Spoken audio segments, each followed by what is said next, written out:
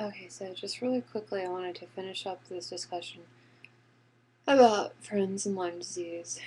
Um, just a brief update on what's going on with my treatment. I switched doctors to a doctor who had more experience than the doctor that I've been seeing. The guy I'm seeing now is a Stanford graduate, Stanford alum, in New York City. And he had a lot of experience treating Lyme disease, treats it pretty successfully. Also treats a lot of the psychiatric issues of Lyme disease and memory and cognitive crap that happens. So, you know, unfortunately, he hasn't wanted to help me with that. But anyway, so he has me on the Bicillin shots, the penicillin injections, 4 times a week, or 4 shots a week. It's really helping me a lot. He also had me on Mepron for Babesia, Mepron and azithromycin. I was taking that for a while, and it got rid of. I used to have like chills and night sweats, and really, I felt like I had malaria. I've never had malaria, but like everything I knew about malaria, it's sort of Babesiosis is tick-borne, basically malaria. It's a protozoal disease, and you treat it with similar stuff that you would treat malaria with. It used to be treated with quinine and other something else. I don't know. But anyway, they switched to Mepron and azithromycin. So anyway, I took that for a while, but then I started having some really bad reactions, some bad issues with it, where because I'm on long-term antibiotics, I have a really bad mix of bacteria and fungus living in me, and it would sort of go crazy whenever I would take the Mepron, because the Mepron's in sort of a weird suspension of stuff, and I would always have problems when I would take it, and I would be so depressed from having basically burping all the time, and so my doctor had me stop taking that 2 or 3 weeks ago. So I'm taking artemisinin, which is an herb right now. It's sort of the basis for some of the new antimalarial drugs like Coartem, artemether drugs. Anyway, so that's enough to sort of keep me from feeling totally sick all the time. But I've been kind of irritable, kind of losing it. Irritable, you don't even. How do you say this? You don't know irritable until you've had Lyme disease. I really will bite people's head off really, really fast. And, my poor boyfriend has to deal with it, but he's sort of learned how to cope with it. There's a lot of taking timeouts and stuff and, on my part. But so that's what's going on, and I'm going to the doctor on Monday. I was supposed to go last week, but then there was a lot of snow in New York, and then I was supposed to go on Friday, but then I got food poisoning. I'm very prone to food poisoning, probably because I have not a lot of good bacteria because I'm on so many antibiotics.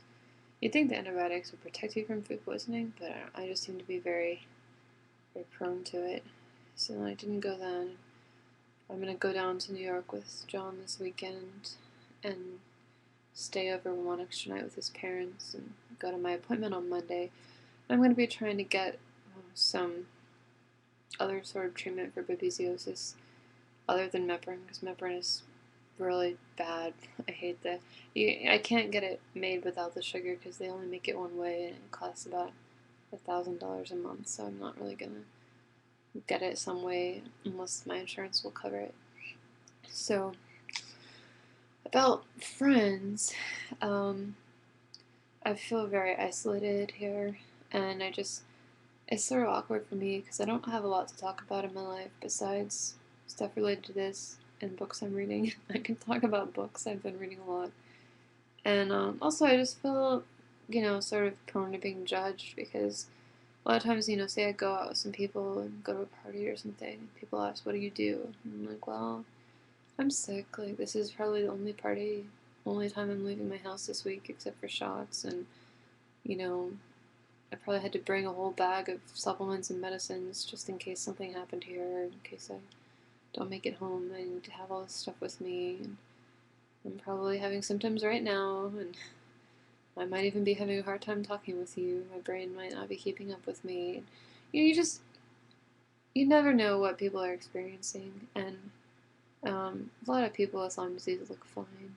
They seem fine on the outside. So I just, if you guys have ever been feeling like you want to judge me, please don't. And also, I'm really the most unreliable person to be hanging out with or in touch with, because sometimes I'll be feeling really good and I'll make a lot of plans to do stuff with people, and then later on I'm like, man, I shouldn't have done that. It's hard to leave the house, and it's also sort of stressful to call people on the phone. Like I have adrenal fatigue, and my hypothalamic pituitary axis doesn't work right. Adrenal axis, whatever, HPA axis. And, like, little things will just like stress me to the point that I feel like my body's gonna go into shock. And so phone calls can be like that. So I like keeping in touch with people by email. Writing is very low stress for me, and I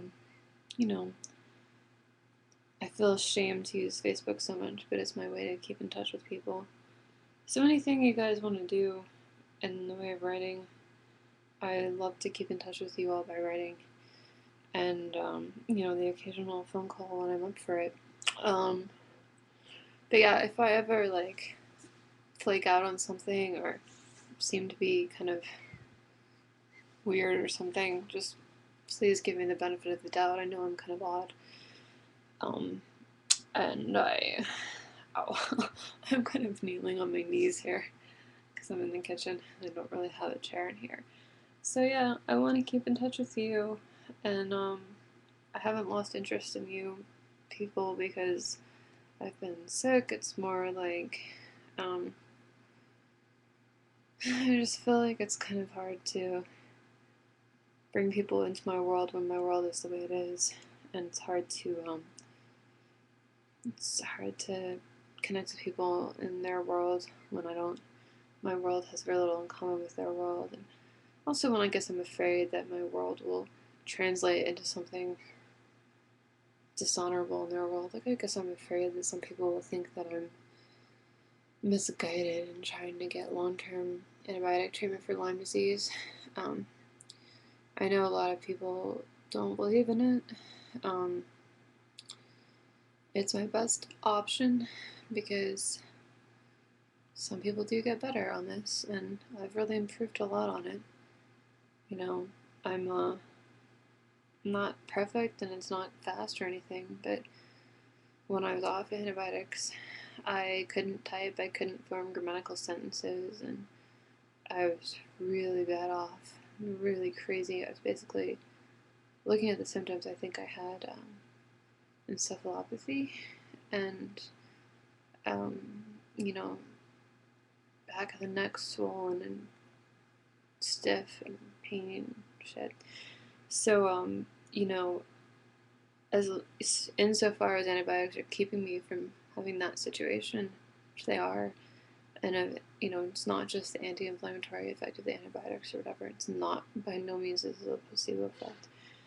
I fully expected the first couple times I stopped antibiotics that I would be fine, and I wasn't. I relapsed. So a lot of these tick Bartonellosis very, very recurrent.